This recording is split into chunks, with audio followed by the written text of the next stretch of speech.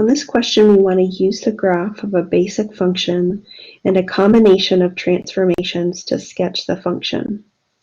The function we're working with on this example is g of x equals 1/2 of absolute value of x minus 1 minus 4. So the first thing we want to recognize is what is the base function. The absolute value bars within this equation tell us that the base function is y equals absolute value of x. So we want to keep in mind what the graph of that absolute value function is.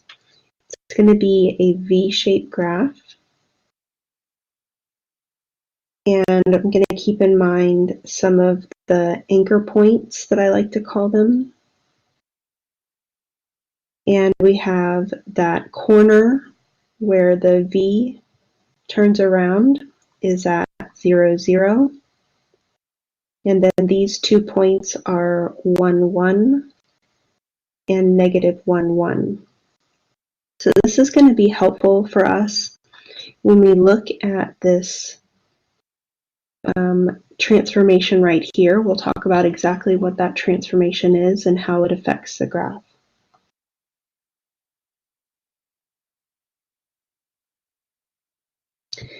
So as I said, we now want to analyze the transformations, and we have 3 different transformations in this one. So we have that 1/2 that's multiplied. We have a minus 1, and we have the minus 4.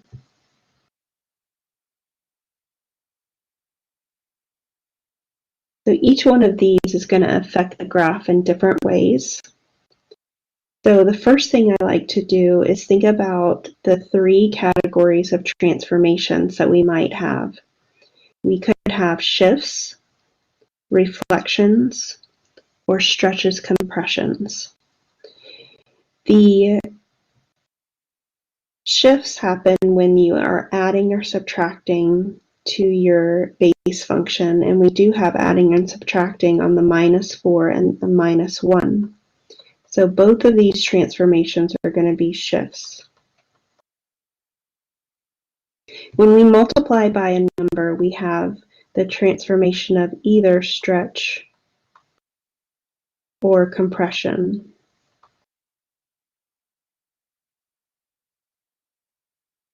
So then I want to dive into some details about specifically what type of transformation is happening here.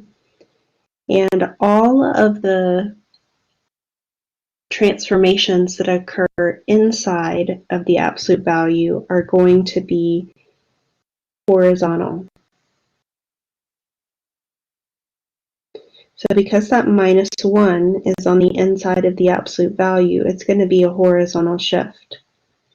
The other 2 operations, multiplying by 1/2 and subtracting 4, are outside the absolute value, so they're going to be vertical transformations.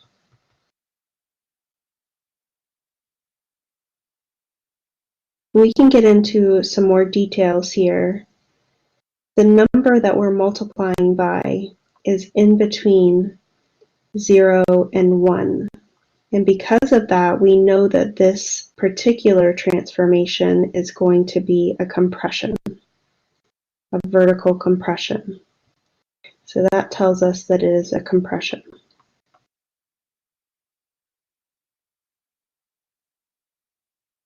Because we have a minus on the horizontal shift, I know that's going to shift to the right 1 unit. Because there's a minus on the vertical shift, I know it's going to shift down 4 units. So when I'm thinking about putting these transformations together, I'm going to focus on this corner point, 0, 0, and I'm going to shift it to its new home. It's going to shift to the right 1 and down 4. And if we didn't have this stretch or compression, then you'll notice that these other points are 1 to the left and 1 up, one to the right and one up. So if we didn't have that compression, then our absolute value graph would look just like this. But we do have that compression. So what that does, the vertical compression affects the y-coordinates. So it's going to affect the y-coordinates on these points. What it does is it multiplies those y-coordinates by a half. So instead of being up at 1 away from where that corner is, it's going to be a half away from that corner. So what it does is it gives you a wider looking V shape. So the original V shape would go from corner to corner, like that. But because of the compression, that Y part went from 1 to a half, making that wider absolute value, that wider V shape. So the graph that you see in black there, which I put some red over it, so now it's in red, that is the graph of our g of x function.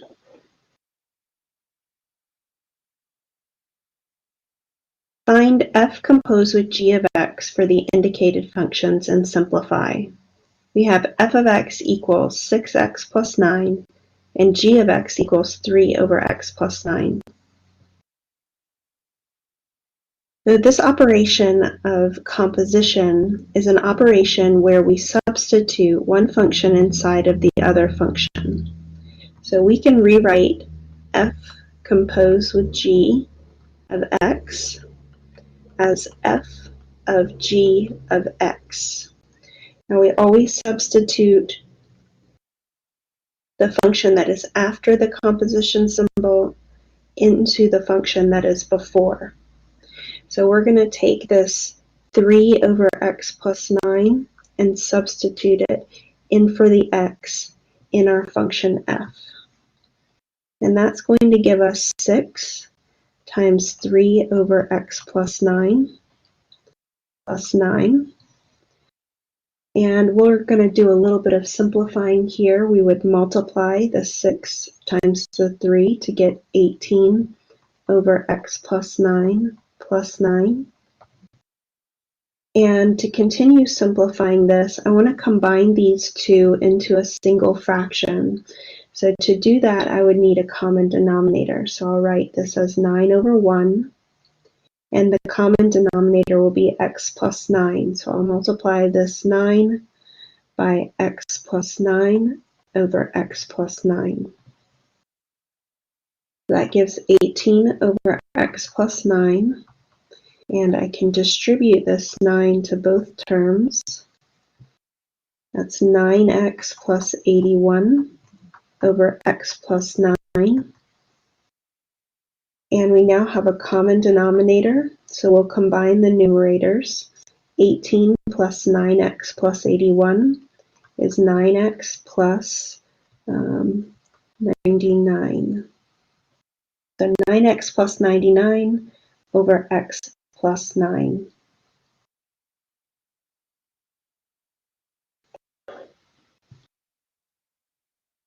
So on this example, we want to use the quadratic function f of x equals 2x squared plus 4x minus 1 to find any x-intercepts and any y-intercepts. I'm going to start with the y-intercept because it's a little bit easier. When we're finding a y-intercept, we let x equal 0. So we're substituting a 0 into our function. That's going to give 2 times 0 squared plus 4 times 0 minus 1. And that simplifies to be negative 1. So this function has a y-intercept at 0, negative 1. Then when we're looking for x-intercepts, we're going to let y equal 0. And in function notation, that means we're going to set f of x equals 0. We have 0 equals 2x squared plus 4x minus 1. And we want to solve this quadratic equation. Now there are four main methods for solving quadratic equations. There's factoring, there is the square root method, there's completing the square,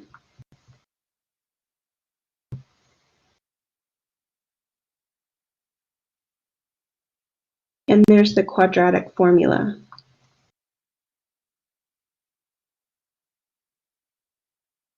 And factoring doesn't work all the time because not every quadratic can be factored. The square root method doesn't work all the time because occasionally the equation is in a format where the square root method doesn't work. But the methods of completing the square and the quadratic formula do work all the time.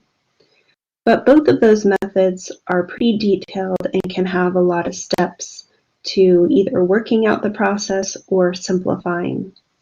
So I always try to do factoring first. So if I were to factor, I tend to always go to the trial and error method. So I'll try a different method on this one. I like to call this the AC method. You multiply A times C. This is A, and this is C. So we get 2 times negative 1 is negative 2. And then you're going to look for two numbers that are going to multiply to be negative 2, but need to add up to be our middle term of 4. So we want two numbers that multiply to be negative 2 and add to be 4. So when you think about the factors of 2, we only have one pair of factors of 2, and that pair of factors cannot add up to be 4. So because we don't have any factors that add to be 4, we know that this quadratic is not factorable and that method is not going to work. And so that means that I need to try another method. The square root method is not going to work because we need for this b term to be missing to use that square root method. So factoring is out, square root method is out. We could use either one of these methods, completing the square or the quadratic formula. So I'll show you both. So let's start with completing the square. So in completing the square, what we do is we factor out this 2, but we're only going to factor out that 2 from the first two terms. So if we do that, we would get 2 times x squared plus 2x, and then we would carry down that minus 1. Inside of the parentheses, we're going to come up with a number that is going to make the trinomial factor into a perfect square. So I'm going to do that work on the side here, and I call this the magic number because it makes the problem work out. So we start with the number attached to the x, so we start with that 2, and then you're going to divide that number by 2 and square it. So 2 divided by 2 is 1, 1 squared is 1, and our magic number is 1. So I want to write that 1 inside the parentheses, but I need to balance the equation. So I multiply these two numbers together. 2 times 1 is 2. And then I'm going to balance by doing the opposite outside the parentheses. So the opposite would be subtracting 2. So the reason why we have to do that is because this 2 is on the outside, it is going to multiply or distribute to that 1. So even though we wrote 1, we actually added 2 to the equation, so we had to subtract 2 to balance it out. So now if I rewrite what I have, I'm going to factor what's inside the parentheses. X squared plus 2x plus 1 will factor to be x plus 1 times x plus 1, and negative 1 plus negative 2 is negative 3, and x plus 1 times x plus 1 is x plus 1 squared.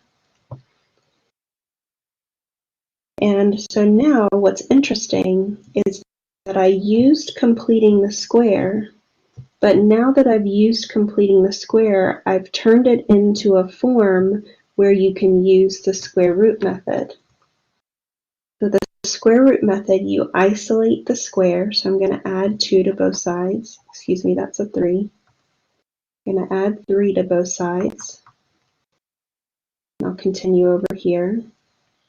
That gives 3 equals 2 times x plus 1 squared. I'm going to get rid of that 2 by dividing by 2. I have 3 over 2 equals x plus 1 squared. I'm going to square root both sides to get rid of the square, which is why it's called the square root method. The square root and the square cancel each other out. And on the other side, we gain a plus or minus symbol. So we have plus or minus square root of 3 over 2.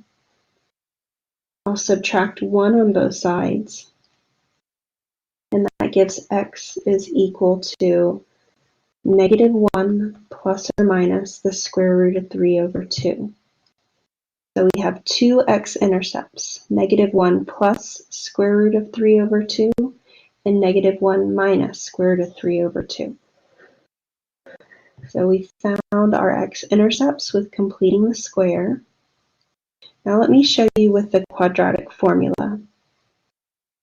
So if we have the original equation again, 0 equals 2x squared plus 4x minus 1. We already know what a, b, and c are, and we're going to substitute that into the quadratic formula, which is negative b plus or minus the square root of b squared minus 4ac all over 2a. So let's use that a, b, and c. We have negative 4 plus or minus the square root of 4 squared minus 4 times 2 times negative 1. That was 4 times a times c all over 2a, 2 times 2. So this gives negative 4 plus or minus the square root of 4 squared, that's 16. 4 times 2 is 8. Minus, and a negative times a negative will be a positive, so we have an 8, a plus 8, over 4. Negative 4 plus or minus, and 16 plus 8 is going to be 24. And we want to simplify this, so we have negative 4 plus or minus, and square root of 24 can be simplified to be 4 times 6, square root of 4 times 6. Negative 4 plus or minus square root of 4 is 2. The 6 stays inside the radical. We have a 4 here. And then I notice that all three of these have a common factor. They're all even. So I can factor out a 2. I have negative 2 plus or minus square root of 6 over 4.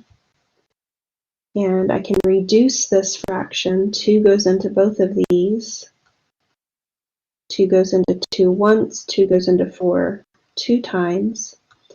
We get negative 2 plus or minus square root of 6 over 2. So this is also a way for us to get the intercepts. But you might be taking a look at these two and noticing that they look a little bit different, but they're actually equivalent to each other. So let me show you. So one thing that I can do to simplify this one is that we have a plus or minus in the numerator, and so that means we can break this up into two fractions instead of one. So that means we would have negative 2 over 2 plus and minus square root of 6 over 2, and negative 2 over 2 is negative 1, and we have square root of 6 over 2. So this looks a little closer, but they're still different. So now we have the negative 1, but the part with the radical is different. So we can change the other answer a little bit by doing something called rationalizing the denominator. So if I take negative 1 plus or minus square root of 3 over 2, the first thing I would do to rationalize the denominator would be to apply that radical to both the numerator and denominator. So that's square root of 3 over square root of 2. And then to rationalize the denominator, you would multiply square root of 2 over square root of 2, which is a form of 1, so we're allowed to do that multiplication. So that would give negative 1 plus or minus, and when you multiply numerator times numerator, you get square root of 3 times square root of 2, that's square root of 6. Square root of 2 times square root of 2 is square root of 4. The square root of 4 we can simplify to be 2. And so now the two answers match each other exactly.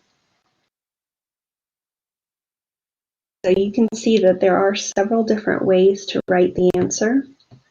This is the one that I would most commonly say is written, but these answers are also acceptable. And if the directions say to rationalize the denominator, then this one would not be acceptable.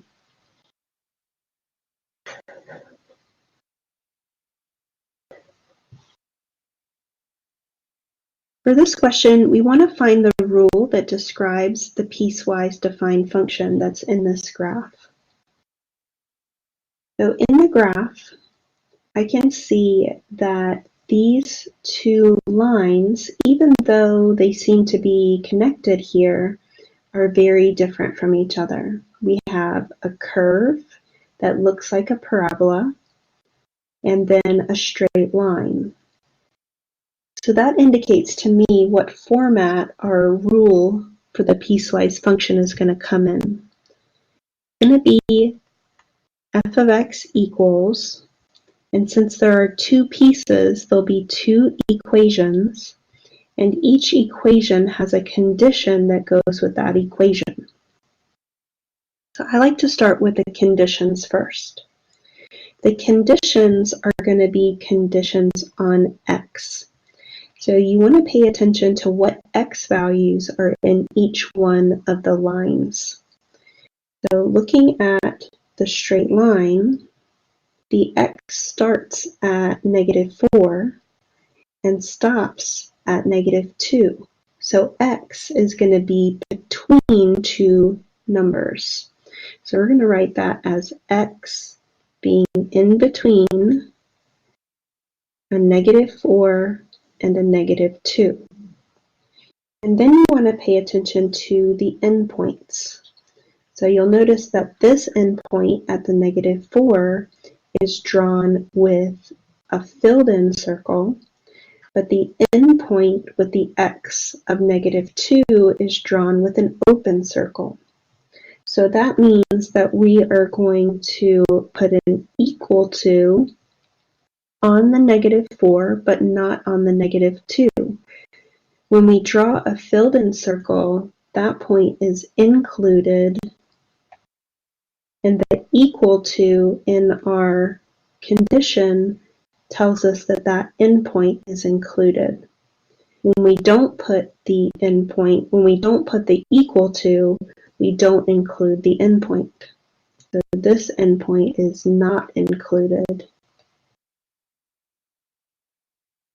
Then when we look at the other line, it starts with the same point as the other one and goes till 3. So these x values start at -2 and stop at 3. So x is in between -2 and 3. Looking at the endpoints again, this endpoint is not included, and this endpoint is. So we're going to put an equal to on the endpoint that's included. So that gives us our conditions and tells us when to use each of the equations. Then we want to figure out what are those equations.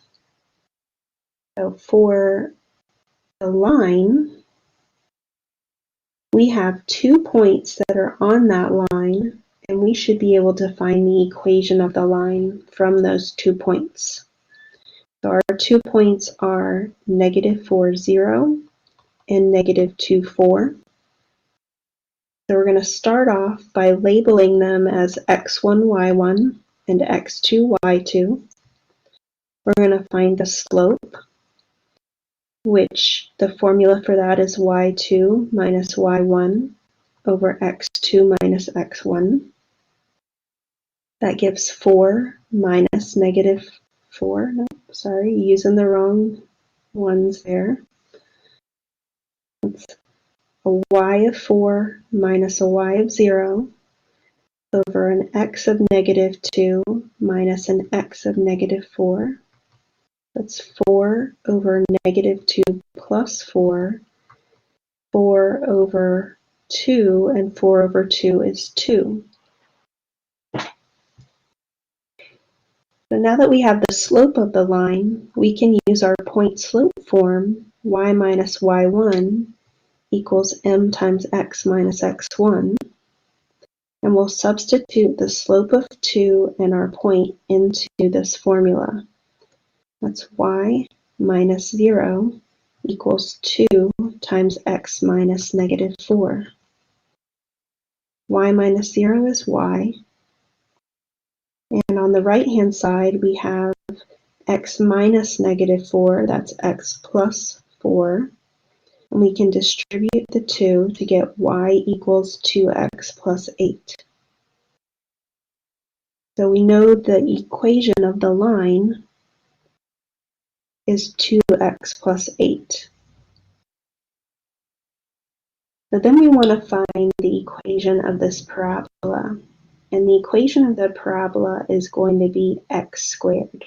This is our x squared graph. So that gives us our piecewise defined function. F of x equals 2x plus 8 when x is between -4 and -2, including -4, and x squared when x is in between -2 and 3, and x equals 3.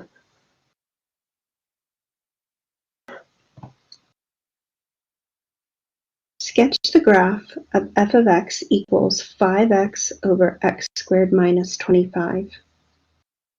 So we're going to start with finding the restricted values. Find the restricted values, you set the denominator equal to 0.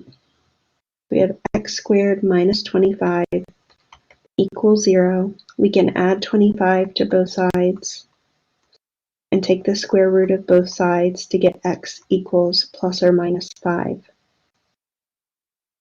So we have these two restricted values, x equals -5 and x equals positive 5.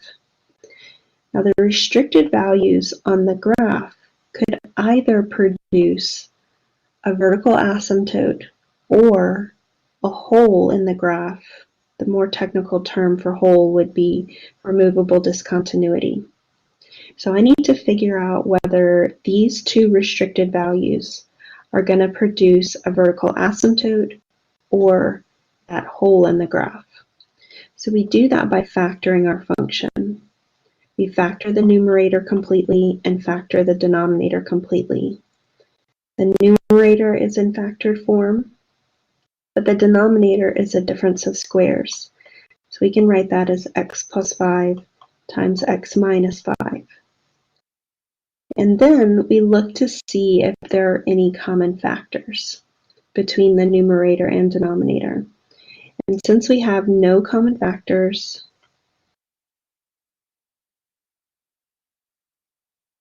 we have no removable discontinuities.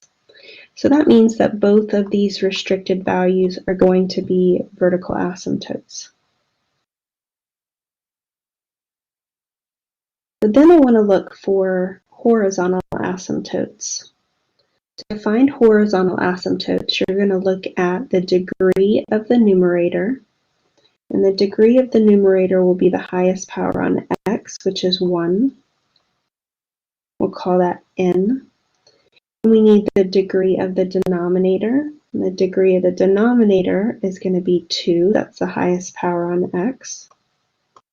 It's only the highest power on x when you have it in the expanded form. If it's in factored form, you're going to add these powers together.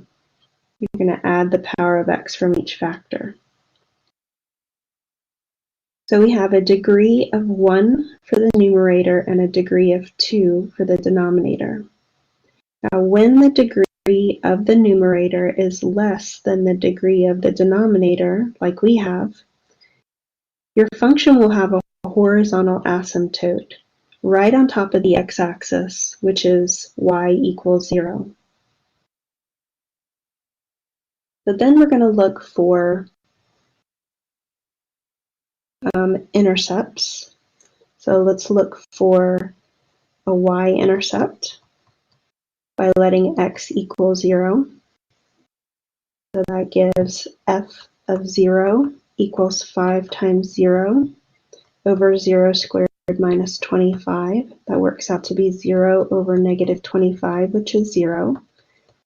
So we do have a y-intercept of 0, 0. We're going to look for x-intercepts.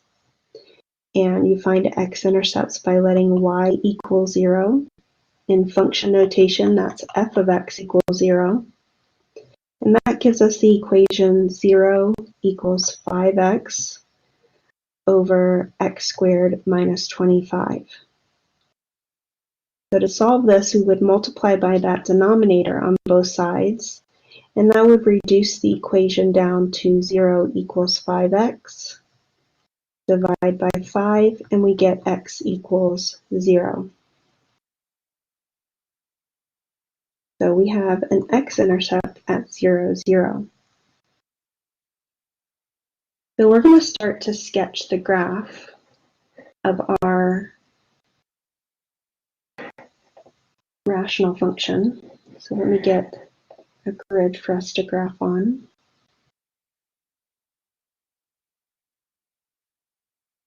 And this function, we have figured out that it has vertical asymptotes at -5 and +5. I'm going to draw dashed lines at those asymptotes.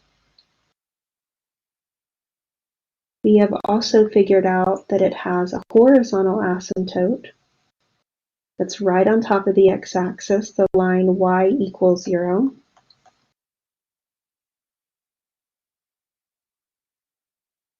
And one other thing that we figured out is that we have an x-intercept and a y-intercept at 0, 0. Now we need a little bit more information about this graph so that we can tell whether our graph will go to infinity or negative infinity near this vertical asymptote, or infinity or negative infinity near that asymptote. So for me to figure that out, I'm going to take those away. I'm going to choose some test points that are on either side of those asymptotes. So I want to choose a -6 and a -4, a +4 and a +6, and this will give me the information that I need to know whether the graph will go to infinity or negative infinity. I'm going to calculate f of negative 6. That's 5 times negative 6. And I'll use the factored form. It's negative 6 plus 5 times negative 6 minus 5. So we have negative 30 over negative 1 times negative 11. That gives negative 30 over 11. We want to calculate f of negative 4. That is 5 times negative 4 over negative 4 plus 5 times negative 4 minus 5. And that gives negative 20 over 1 times negative 9. And that is 20 over 9, positive 20 over 9. Then we want to find f of 6. F of 6 is 5 times 6 over 6 plus 5 times 6 minus 5. And that's going to give 30 over 11 times 1, 30 over 11. And f of 4 is 5 times 4 over 4 plus 5, and 4 minus 5, that's 20 over 9 times negative 1. That gives me a negative 20 over 9. So you should probably get decimal approximations so that you know where to plot these points. Let me get my calculator. Just going to get my little calculator here.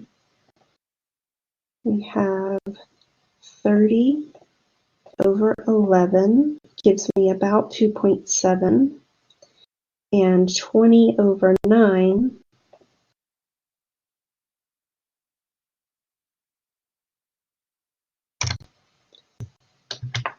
gives me about 2.2. So 2.7, negative 2.7, and 2.2. 2.7 and negative 2.2. So if I plot these ordered pairs, I would have negative 6 and negative 2.7, negative 4 and positive 2.2, 6 and 2.7, and 4 and negative 2.2. Now with these pieces of information, I know that my y will go to negative infinity to the left of 5, or sorry, negative 5. It will go to positive infinity to the right of negative 5. It will go to negative infinity to the left of 5, and positive infinity to the right of 5. We can also connect these 3 points in the middle.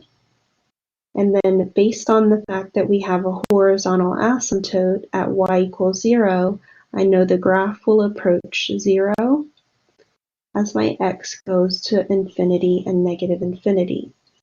So this gives us a sketch of the graph of 5x over x squared minus 25.